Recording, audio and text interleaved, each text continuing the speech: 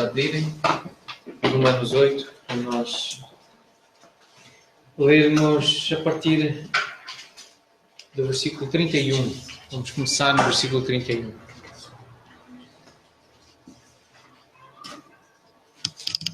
É importante ter um espaço adequado, uma hora adequada para podermos ler a palavra, lermos estes versículos. Não sei se um dos versículos que mais me marcou na nossa reflexão em Romanos foi capítulo 3, versículo 1.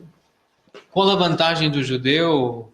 Qual a utilidade da circuncisão? Não sei se lembram das aplicações. Eu tenho repetido isto várias vezes nas nossas reuniões. Mas uma das aplicações que eu percebi deste texto, por causa do versículo 2 de Romanos 3, quando Paulo diz que eles têm muita vantagem sobre todos os aspectos, mas ele destacou um aspecto. Qual foi? Porque lhes foram confiados os oráculos.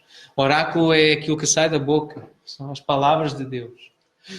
E esta é a grande vantagem dos judeus, esta é a grande vantagem dos cristãos, dos crentes e daqueles que vêm dessa tradição da Reforma e da Reforma protestante, aqueles que são considerados os bíblias, não é? É um dos nomes que era pejorativo para gozar, não é? Porque andavam com a Bíblia na mão. Os bíblias, os protestantes, que são nomes pejorativos, não é? Mas que são pessoas que foram treinadas a ficarem sentadas, a ouvir a pregação, a exposição, o ensino da Bíblia. E há uma grande vantagem em estar num ambiente assim preparado. As nossas crianças têm grande vantagem de estar num ambiente em que elas vão agora ouvir a Bíblia ser ensinada numa linguagem, pelo menos numa tentativa de falar uma linguagem próxima a elas.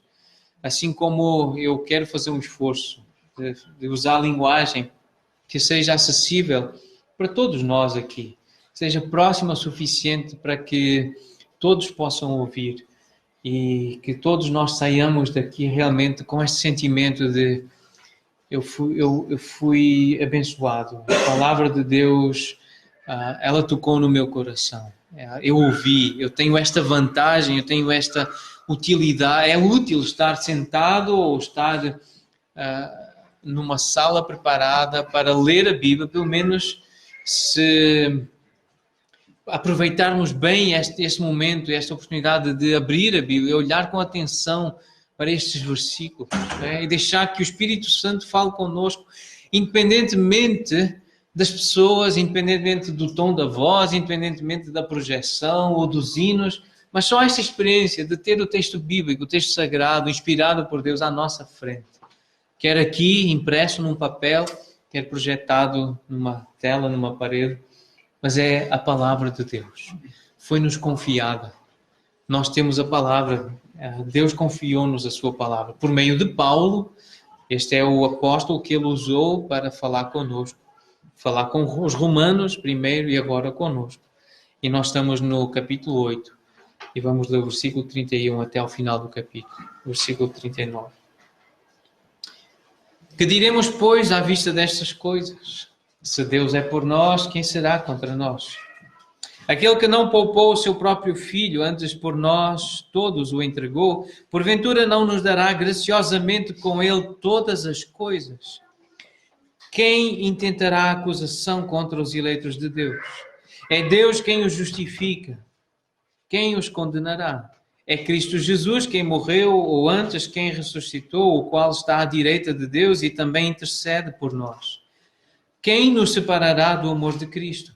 Será tribulação, ou angústia, ou perseguição, ou fome, ou nudez, ou perigo, ou espada? Como está escrito: por amor de ti somos entregues à morte o dia todo. Fomos considerados como ovelhas para o matador. Em todas estas coisas, porém, somos mais que vencedores, por meio daquele que nos amou. Porque eu estou bem certo de que nem a morte, nem a vida, nem os anjos, nem os principados, nem as coisas do presente, nem do porvir, nem os poderes, nem a altura, nem a profundidade, nem qualquer outra criatura poderá separar-nos do amor de Deus que está em Cristo Jesus, nosso Senhor. Amém. Que diremos, pois? É preciso dizer alguma coisa. É preciso cantar, é preciso orar, é preciso fazer alguma coisa diante destas coisas, à vista destas coisas que nós estamos a ler, a estudar, que estamos a entender.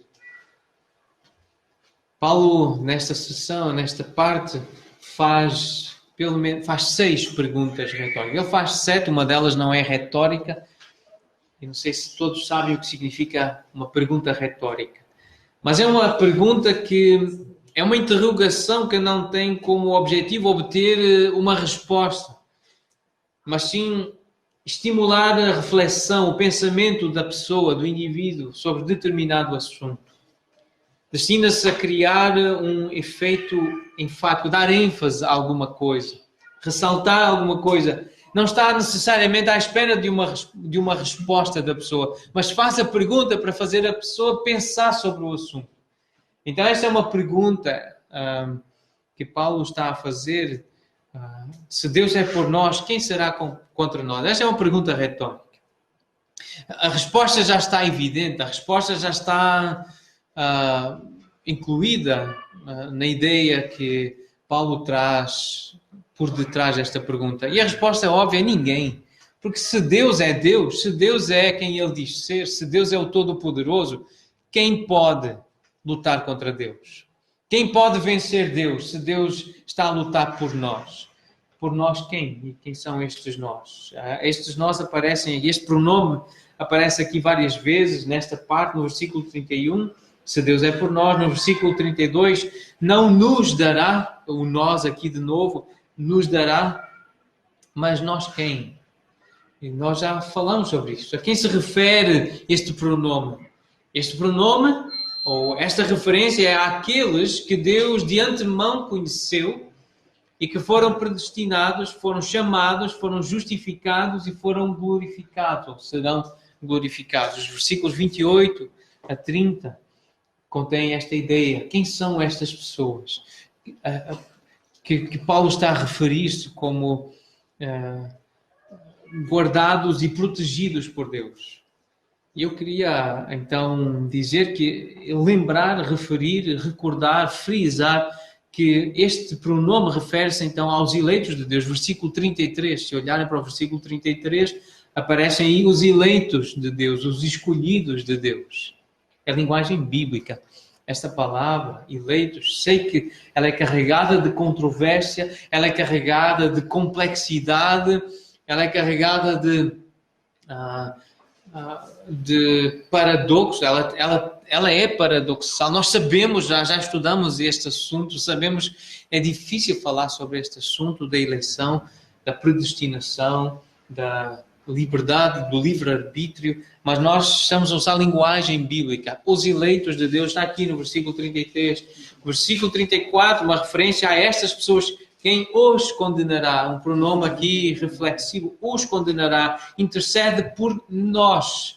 Então aparece aqui no versículo 34. No versículo 35, quem nos separará? Versículo 36, somos. Aqui já é o verbo conjugado. Não tem pronome, mas já está implícito aí. Nós somos entregues à morte. Nós fomos considerados como ovelhas. No versículo 37, somos mais que vencedores. Nós somos. E ainda no versículo 37, por meio daquele que nos amou. Uma referência de novo ao nós, a esse conjunto de pessoas. Versículo 39, nem qualquer outra criatura poderá separar-nos do amor do nosso Deus, nosso Senhor. Sempre no plural. É um grupo, os eleitos, os predestinados. Agora, há aqui um problema. É nós acharmos que somos eleitos, nós acharmos que somos conhecidos de antemão, que fomos predestinados, que fomos chamados, que fomos justificados e que seremos glorificados. Mas não há evidências disso na nossa vida. É achar só porque vai a uma igreja, é achar só porque nasceu numa família crente, só porque nasceu num país cristão, E achar que porque nasceu numa família, num país, ou porque vai a uma igreja, achar que é eleito. Mas o capítulo 8, ele tem várias advertências que nos ajudam a perguntar a nós mesmos e a avaliar a nós mesmos se realmente nós estamos a andar segundo o Espírito e se a eleição e a predestinação e este conhecimento de antemão se verifica na nossa vida. E cada um sabe de si.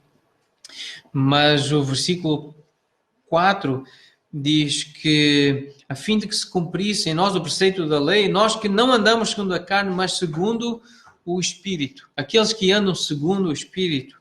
Aqueles que não andam de acordo com, o versículo 8 diz, os que estão na carne não podem agradar a Deus. Aqueles que não andam de acordo com os seus apetites, as suas inclinações, que não cedem constantemente às tentações, que não andam em pecado.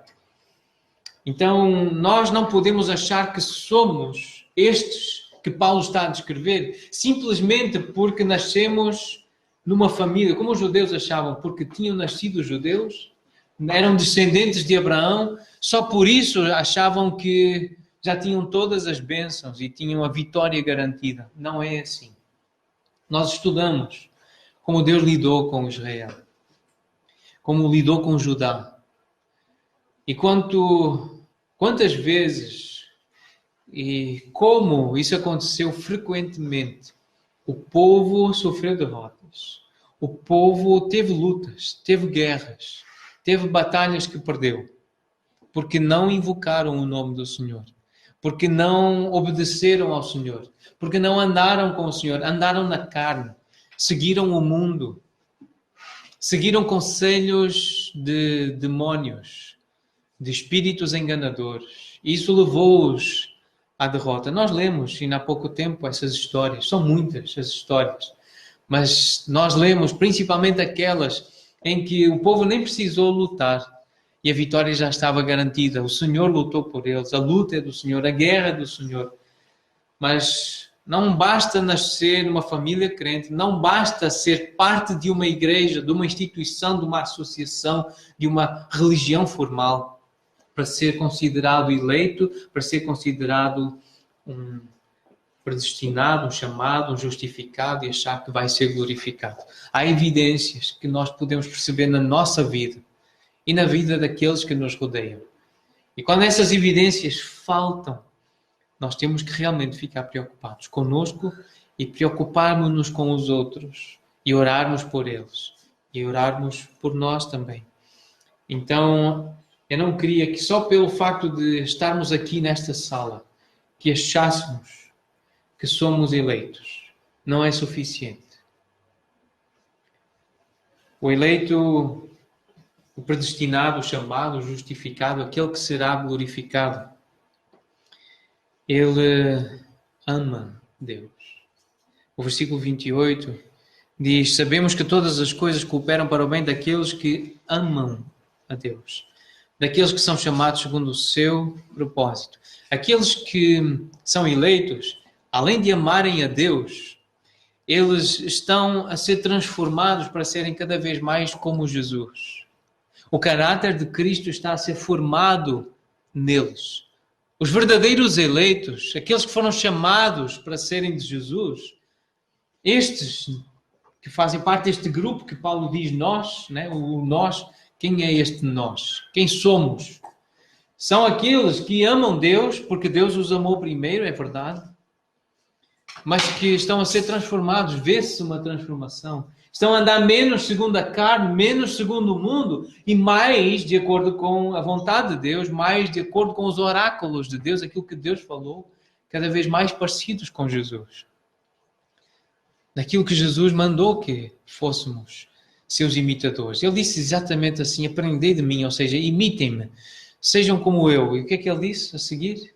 Sou manso e humilde. Sou manso e humilde.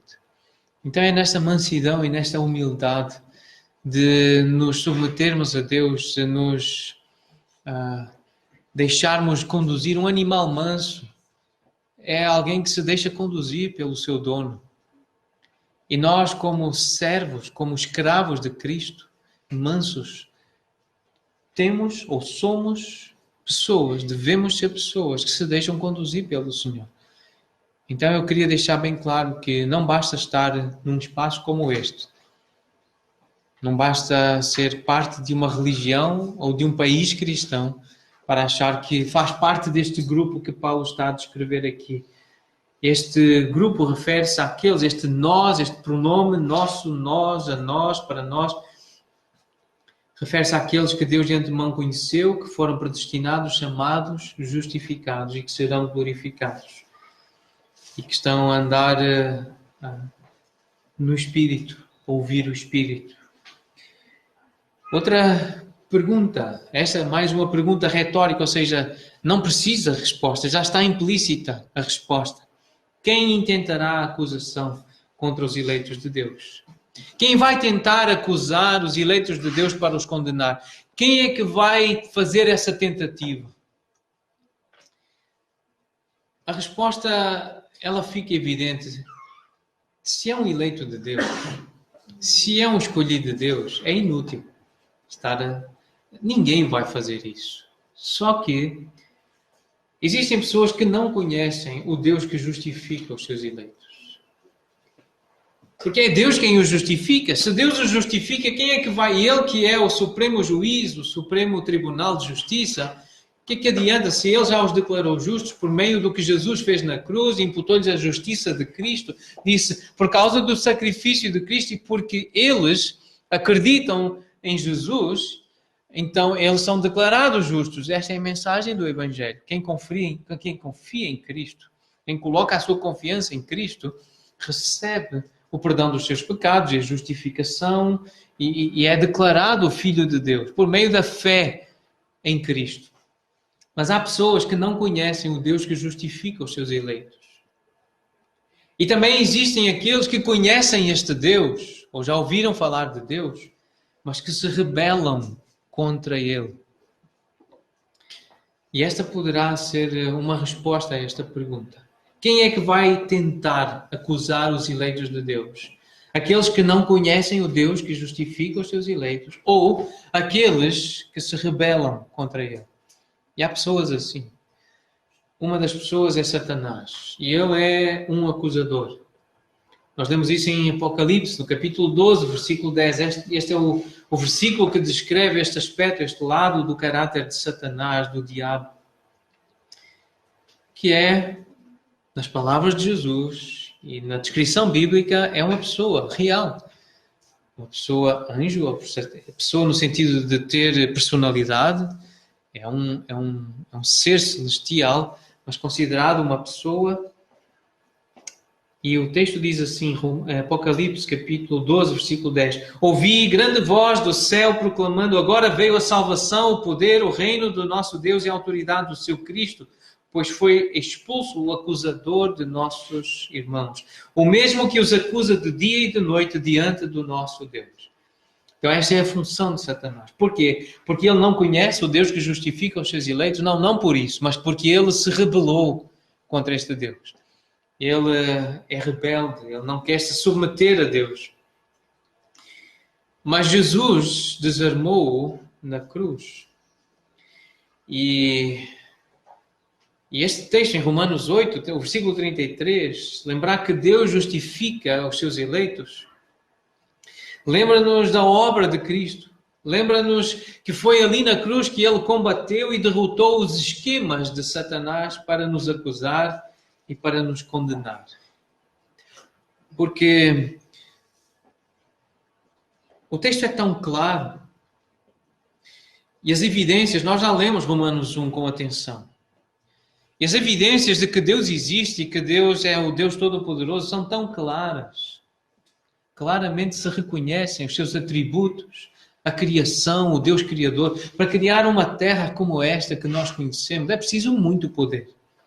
É preciso muita sabedoria, é preciso muita inteligência, muita capacidade. Ter tudo tão organizado e ordenado, e tão belo e tão poderoso como nós vemos na criação. E Romanos 1 diz que isso é uma evidência clara de que Deus existe. Agora, por que há pessoas que desconhecem este Deus? Por que há pessoas que se rebelam contra este Deus? E sabemos que é por causa da ação destes esquemas de Satanás. Estes esquemas que ele tem para nos acusar e para nos condenar, para nos impedir de perceber quem Deus é. É uma forma dele, na sua rebeldia, levar outros a se rebelarem contra Deus. Ao pensar nestes versículos, eu lembrei de uma história. Na verdade, eu sei que existem várias histórias, mas uma concreta eu já tinha ouvido e eu queria recordar rapidamente essa história.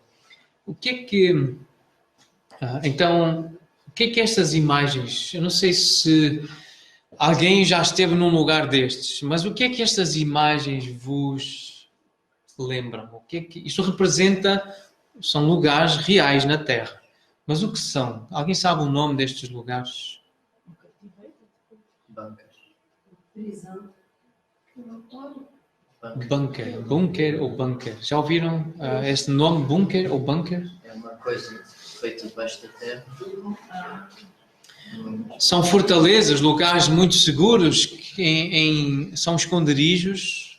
Normalmente quase todos eles são debaixo da terra, mas debaixo de uma estrutura muito forte e muito usados em tempo de guerra. Durante a Segunda Guerra Mundial, muitos foram construídos e continuam a ser construídos. Estes lugares, chama-se bunker ou bunker,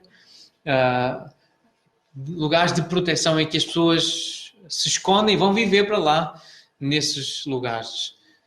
Eu lembrei desta história de 2 soldados. Na verdade, eu ouvi a história de um, mas são 2 histórias diferentes. Uma delas é que 60 anos depois do fim da guerra, da Segunda Guerra Mundial, 2 soldados, eles saíram da selva, do mato, e isto é uma notícia que está no jornal The Guardian. Não sei se já ouviram falar deste jornal, mas contaram acerca destes soldados japoneses. Eles dizem que havia um certo mistério que envolvia a história destes homens. Eles estavam, nesta altura, isso foi em 2005 que esta notícia saiu, mas eles estavam com mais de 80 anos já naquela época. E eles estavam escondidos no mato, na selva, desde a Segunda Guerra Mundial. Os soldados, e este é o que a notícia diz, uma parte da notícia, os soldados permaneceram na floresta e nas montanhas, possivelmente sem saber que a guerra havia terminado há 60 anos atrás. E com medo de que fossem condenados por deserção pela corte marcial, se se mostrassem novamente, se mostrassem os seus rostos novamente. Então eles viveram escondidos, porque eles achavam que a guerra ainda não tinha terminado. 60 anos em estado de guerra. Mas a história mais famosa que eu ouvi de um soldado japonês, o nome dele é Hiro Onoda. E 29 anos depois, ele continuava a combater em mentalidade de combate da Segunda Guerra Mundial. E mesmo depois do exército japonês se render, ele continuava a guerrear e a lutar com estratégias de guerra escondido, porque ele não sabia que a guerra tinha terminado. Esta história, o que é que esta história me fez lembrar deste versículo? Satanás, ele mantém muitas pessoas escravas dele, escravas do mundo, escravas do pecado, porque ele não permite que lhes resplandeça a luz do Evangelho, da glória de Cristo, que nos liberta de nós mesmos, do nosso pecado, que nos liberta do mundo, do amor ao mundo e da escravidão a Satanás, de fazermos a vontade dele. É o Evangelho. É quando nós entendemos esta mensagem que Paulo está aqui a expor nesta carta, a expandir, a exemplificar, a pregar aos irmãos de Roma. É quando nós ouvimos com fé esta mensagem que nós somos libertos. Só que Satanás não quer que nós entendamos esta mensagem. Então o que é que ele faz? Ele cega o entendimento dos incrédulos. Isto está em 2 Coríntios 4:4. Ele cega o entendimento dos incrédulos para que não resplandeça às pessoas a luz do Evangelho da glória de Cristo. Então ele continua a acusar e a condenar, mas a pergunta persiste. Quem intentará acusação contra os eleitos de Deus? É Deus quem os justifica. Muitas vezes nós achamos que os pecados que nós cometemos, Deus não pode perdoar. Foram coisas tão graves. Isto é uma mentira de Satanás. E estes esquemas que ele nos mantém a pensar e a guardar são esquemas para nós estarmos escondidos em bancas ou na selva, esquecendo ou desconhecendo ou não sabendo que a guerra já foi vencida por Jesus. Essa luta já foi vencida. A vitória já foi conquistada e nós vencemos sem lutar. Por isso é que somos mais do que vencedores. Porque outro lutou por nós e o outro venceu. É só ter fé em Cristo. É só ouvir o Espírito de Cristo. E a vitória é-nos garantida. Só que Satanás tem estes esquemas para nos enganar e nos fazer amar o mundo e fazer amar o pecado mais do que nós amamos Cristo e do que amamos Deus e seguimos a sua palavra. São esquemas muito bem montados para nos fazer andar como se estivéssemos ainda derrotados ou ainda em guerra contra Satanás. Ele já foi vencido. É por isso que não cabe num culto cristão, não cabe numa adoração a Jesus Cristo essa ênfase a Satanás e aos demónios e ao diabo e dar o microfone para os endemoniados, como nós vemos em muitos cultos ditos cristãos, chamar os endemoniados à frente e aquele espetáculo, como se Satanás tivesse algum poder e algum protagonismo no culto cristão. Se acontecer alguma vez assim na nossa igreja, numa reunião nossa, poderá acontecer de alguém chegar aqui endemoniado. Isso aconteceu no tempo de Jesus e tem acontecido ao longo da história da igreja. Alguém que traz um espírito maligno consigo. Alguém que vem possuído por um demónio. E se isso acontecer, um de nós, porque crê em Jesus e na autoridade de Jesus, terá que se retirar com essa pessoa. Talvez um de nós não seja suficiente, mas o culto tem que prosseguir, o culto a Jesus e a exposição bíblica tem que prosseguir. E enquanto outras pessoas oram com essa pessoa e acompanham essa pessoa e tentam proteger fisicamente essa pessoa do mal que o demónio pode querer fazer a essa pessoa ou a outras pessoas através dessa pessoa, mas o culto não pode parar. Porque os demónios e Satanás já foi vencido por Jesus Cristo na cruz. Essa vitória já foi conquistada. Então nós temos que prosseguir em conhecer Jesus para lhe obedecer, conhecer os seus mandamentos, conhecer a sua vontade para nos submetermos a ela. E com o poder do Evangelho, negar os nossos desejos, negar a nós mesmos, tomarmos a nossa cruz, sacrificarmos-nos. O meu apetite era outro. Eu queria poder estar a fazer outra coisa. Mas porque eu amo Deus e porque eu quero ser como Jesus, eu vou à reunião da igreja. Eu vou me sentar, eu vou ler a Bíblia. Eu vou orar com outros irmãos. Eu vou cantar com outros irmãos. Ainda que me apetecesse fazer outra coisa. Mas eu vou para conhecer mais de Deus. Eu vou ler a Bíblia, eu vou ouvir uma mensagem, eu vou cantar um hino, porque eu quero demonstrar o meu amor ao Senhor. Então a pergunta continua: quem intentará acusação contra os eleitos de Deus? Esta possibilidade existe, porque há pessoas que ainda não conhecem Deus, ou que se rebelam contra Ele, e podem intentar acusações contra nós. Até Jesus sofreu acusações contra Ele. Jesus foi acusado. Na verdade, Ele foi morto por causa de falsas acusações que foram apresentadas contra Ele. Contudo, o julgamento final, o Supremo Tribunal de Justiça, ele não é humano e nem é aqui na Terra, não é nesta dimensão terrena. Deus já justificou os seus eleitos. Deus já os declarou inocentes, justos. Deus, o mais alto tribunal de recurso, o verdadeiro Supremo Tribunal de Justiça, já deu o veredito. E qual é o veredito? Inocente, justo. E É isto que nós precisamos lembrar, é isto que o texto está a dizer. E é isto que nos defende contra estas astúcias, estes esquemas de Satanás, que nos quer esconder em bunkers, em selvas, com medo da guerra, com medo de sermos condenados. Mas a segunda pergunta é: quem os condenará? A resposta a esta nova pergunta retórica, que na verdade ela nem precisa de uma resposta, ou que a resposta já está implícita, é ninguém. Por quê?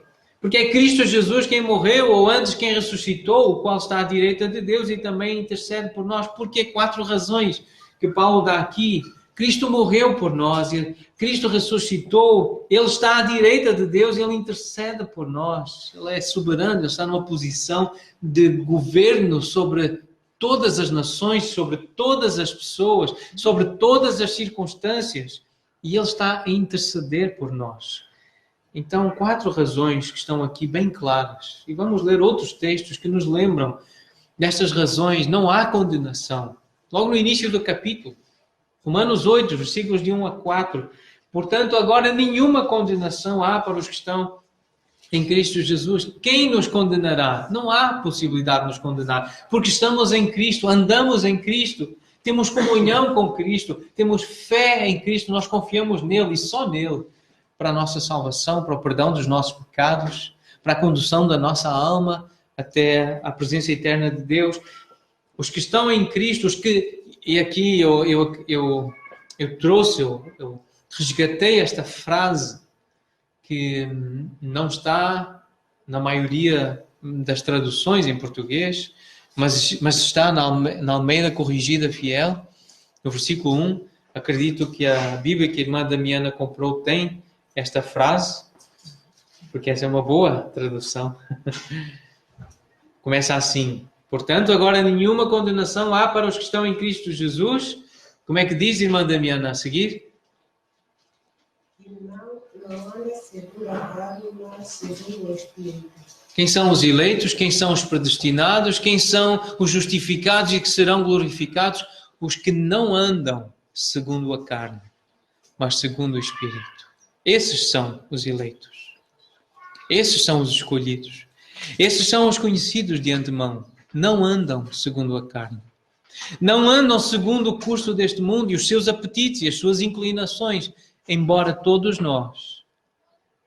Eu creio que há eleitos aqui. Eu creio que há escolhidos aqui. Eu creio que há aqui pessoas que foram conhecidas de antemão, predestinadas, foram justificados, chamados, justificados e serão glorificados. Nós lutamos contra a carne. Porque a carne quer impor a sua vontade, mas nós sabemos que não podemos andar, e não queremos andar, e não vamos andar segundo a carne, mas segundo o Espírito. Isso é estar em Cristo. Estes são os nós que não serão condenados, que não serão vencidos.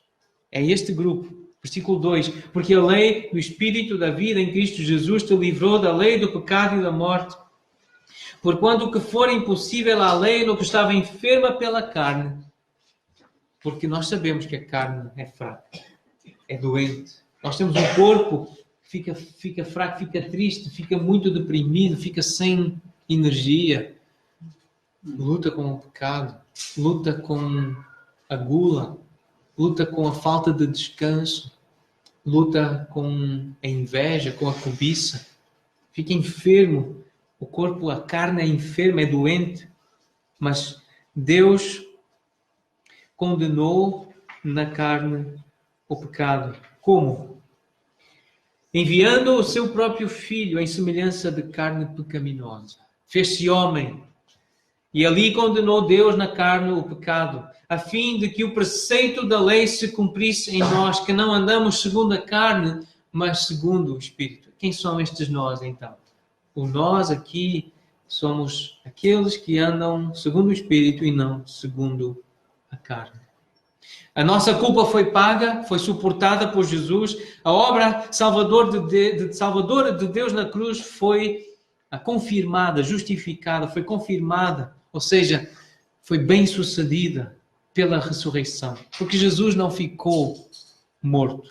Ele morreu, ele pagou o preço, mas ele ressuscitou. E é isso que confirma o sucesso da sua obra. Não importa quão dolorosas ou horríveis sejam ou venham a ser as circunstâncias aqui, nós não fomos condenados por Deus.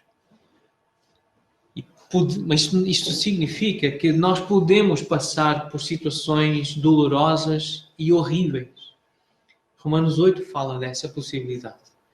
Há coisas que os eleitos de Deus poderão passar porque o Filho de Deus passou. Passou por escárnio, passou por vergonha, passou por grande sofrimento. E os seguidores de Jesus, nós como seguidores de Cristo também poderemos passar, mas isso não é sinal, não é sinônimo de que fomos condenados por Deus. As lutas aqui, o sofrimento aqui, é para nos ensinar a guerrear. Muitas das guerras, Deus pode nos desamparar. Nós vimos isso no Velho Testamento, vimos também no Novo Testamento. Momentos em que Deus pode tirar a sua proteção e permitir que nós realmente passemos por tribulação, angústia, perseguição, fome, nudez, perigo ou espada. Ele fez isso com os seus apóstolos. Ele fez isto com muitos heróis da fé. Referências para nós. Poderá fazer conosco. Poderemos vir a passar por estas necessidades. Isso não é sinal de que fomos condenados por Deus. A nossa alma, ela foi protegida e guardada. O nosso espírito está selado porque tem o Espírito Santo. Mas é uma forma de Ele nos ensinar a guerrear, de nos ensinar a obedecer, de nos ensinar a suportar o sofrimento e as coisas dolorosas, circunstâncias difíceis aqui. Mas Cristo Jesus morreu por nós. Por isso ninguém nos condenará. A segunda razão é que Cristo ressuscitou. Versículo 11 de Romanos 8. Se habita em vós o Espírito daquele que ressuscitou a Jesus dentre os mortos, esse mesmo que ressuscitou a Cristo Jesus dentre os mortos, vivificará também o vosso corpo mortal por meio do seu Espírito que em vós habita. Então é esta confiança, esta certeza, a convicção e a segurança da ressurreição. Isto faz toda a diferença. É por isso que nós conseguimos suportar dificuldades e coisas horríveis aqui na história por causa da certeza da ressurreição. Esta era a mensagem dos apóstolos, esta precisa ser a mensagem da igreja. Nós vamos ressuscitar depois de partir daqui, depois de morrer aqui, nós vamos ter um novo corpo. Nós vamos viver com Deus para sempre. Essa mensagem é preciosa. Esta mensagem dá-nos confiança, dá-nos segurança. Assim como Cristo ressuscitou, um dia nós seremos ressuscitados. E isso muda totalmente a perspectiva terrena, limitada. Estes esquemas que Satanás coloca para acharmos que se estamos mal aqui, está tudo perdido. Não está, é uma mentira. Nós podemos sair do bunker, nós podemos sair da selva, nós podemos vir e viver à luz, enfrentar o mundo que é complicado, o mundo que é atraente, o mundo que é hostil, mas nós podemos andar no mundo. A ideia não é ir para um mosteiro. A ideia não é assim clausurar, não é viver o cristianismo num quarto, sozinho, isolado de todos para não ser tentados. É andar no mundo, mas não ser como o mundo. É estar no mundo, mas não ser do mundo. E este é o desafio do cristão. Com a confiança, a certeza e a convicção e a segurança da ressurreição, nós vamos ser ressuscitados. A terceira razão pela qual nós sabemos que não somos condenados é porque Jesus está à direita de Deus. Ele é soberano, está sentado à destra de Deus. Isto em Marcos 16, 19, nós lemos de novo esta ideia. No final deste Evangelho, o Senhor Jesus, depois de ter falado aos discípulos, foi recebido no céu e assentou-se à destra de Deus. É assim que Marcos descreve o final do Evangelho, a presença de Cristo no céu. Em Hebreus capítulo 8, versículos 1 e 2. Hebreus 8, 1 e 2. O essencial das coisas que temos dito é que possuímos tal sumo sacerdote que se assentou à destra do trono da majestade nos céus, como ministro do santuário e do verdadeiro tabernáculo que o Senhor erigiu, não o homem.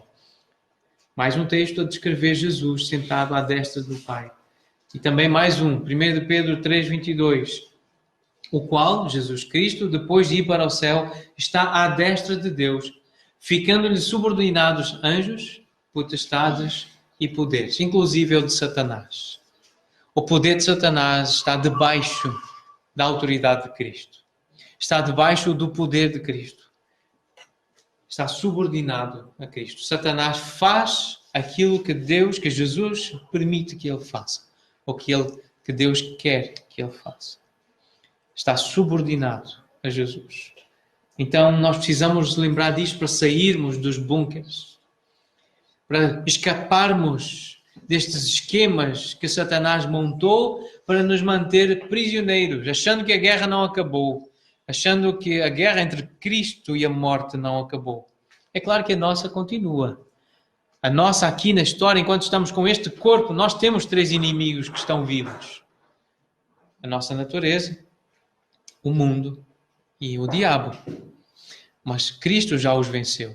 E se nós estamos em Cristo, e andamos segundo o Espírito e não segundo a carne, nós vencemos o pecado, nós vencemos o mundo e nós vencemos Satanás.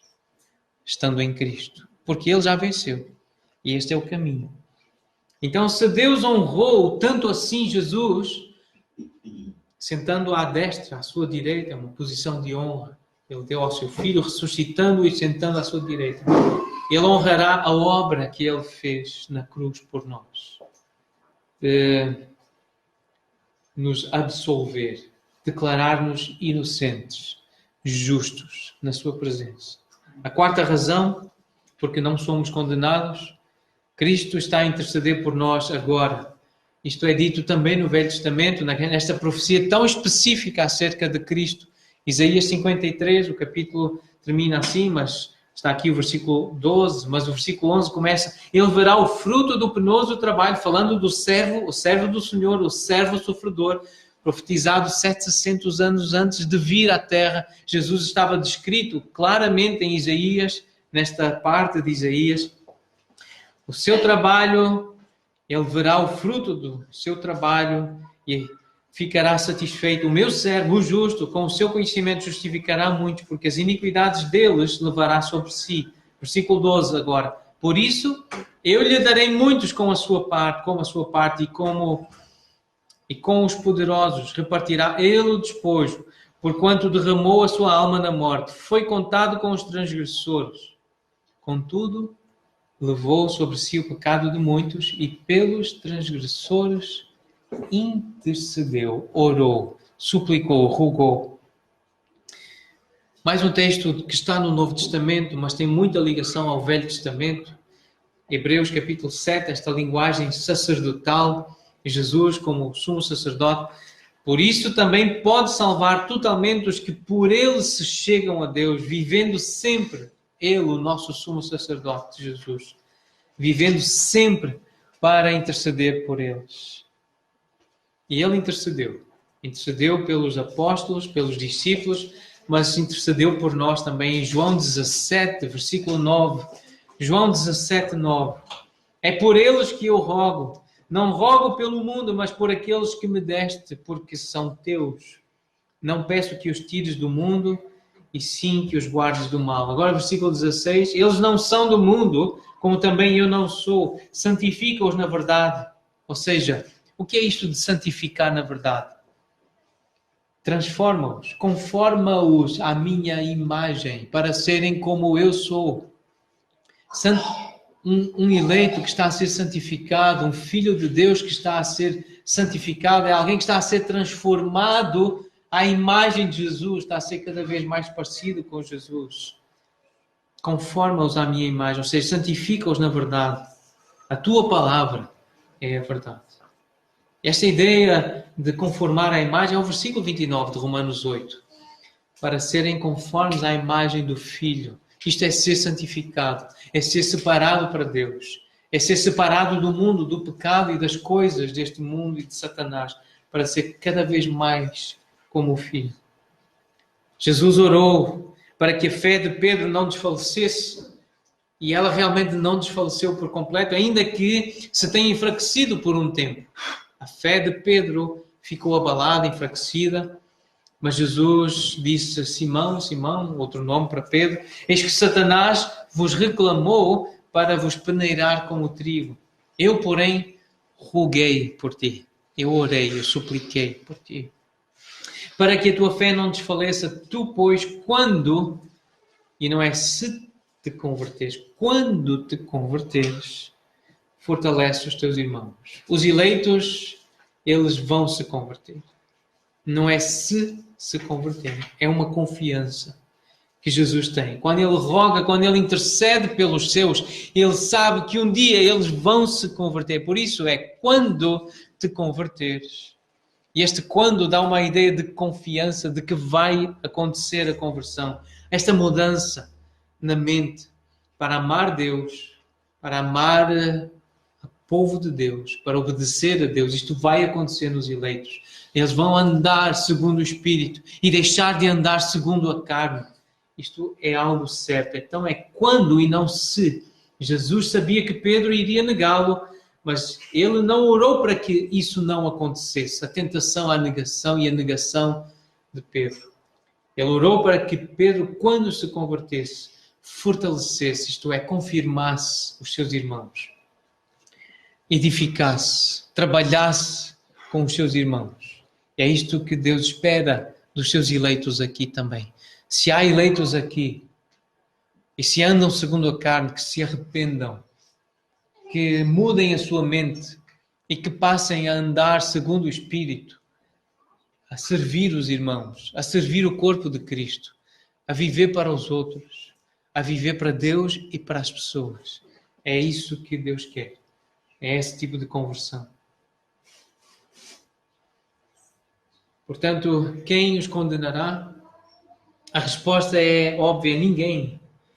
Porque Cristo morreu por nós, Ele está à direita de Deus, Ele ressuscitou, está à direita de Deus e Ele intercede por nós. Então, para terminar, voltando ao versículo 31, que diremos, pois, à vista destas coisas? O que é que tu vais dizer à vista destas coisas? O que é que podemos dizer? Será que tu vais dizer, ninguém pode ser contra mim? Será que é isto que tu vais dizer a ti mesmo? Vais dizer com convicção que ninguém pode ser contra ti? E vais aprender a dizer isto? Ninguém pode ser contra mim. Será que vais dizer, Deus me dará graciosamente todas as coisas que eu preciso para eu ser conforme o seu Filho? Será que tu vais dizer, ninguém pode ser bem-sucedido numa tentativa de me acusar? Será que tu dirás, ninguém me pode condenar? É isto que Deus me está a convidar a mim a dizer. Não apenas para dizer, mas para viver. Eu preciso viver esta realidade, estas afirmações. Eu preciso viver esta realidade de que ninguém pode ser contra mim. Eu preciso confiar de que Deus me vai dar tudo o que eu preciso, todas as coisas, para eu ser como o seu filho, ser como ele.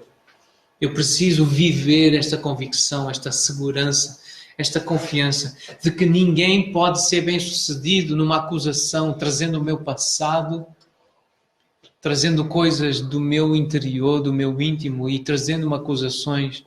Eu posso afirmar com certeza, e eu quero afirmar que ninguém poderá ser bem-sucedido numa tentativa de me acusar diante de Deus. Nem Satanás, nem os demónios, nem as pessoas que se rebelam contra Deus ou que não conhecem Deus. Elas não vão ser bem-sucedidas. Porque eu sei que ninguém me pode condenar. É isto que eu creio que Deus quer que eu diga, que eu cante. Que diremos, pois, à vista destas coisas? Precisamos dizer alguma coisa. Esta pergunta, ela traz implícita uma necessidade de falar, de dizer alguma coisa, de cantar alguma coisa, de afirmar. E eu creio que é isto que Deus me está a convidar a dizer e a viver à luz da alegria e da segurança destas gloriosas verdades. São verdades gloriosas que nós acabamos de ler. E nós precisamos vivê-las e expressá-las. Uma das formas é cantar. Uma daquelas melodias que ficam no nosso ouvido. Calmo, sereno e tranquilo. Sinto descanso neste viver. Isto eu devo a um amigo que só por ele eu pude obter. Ele é Jesus, meu amigo, o Senhor e Salvador. Só por Ele eu ganhei a vida eterna com Deus. É por isso que eu posso andar seguro, sossegado, tranquilo e expressar essa humildade e essa mansidão, sendo calmo, sendo sereno, sendo tranquilo. Vamos cantar, antes disso vamos orar mais uma vez. Mas vamos nos preparar então para cá. Senhor, aplica esta palavra aos corações de cada um de nós que está aqui presente. Eu peço a tua bênção e o teu auxílio em nome de Jesus. Amém.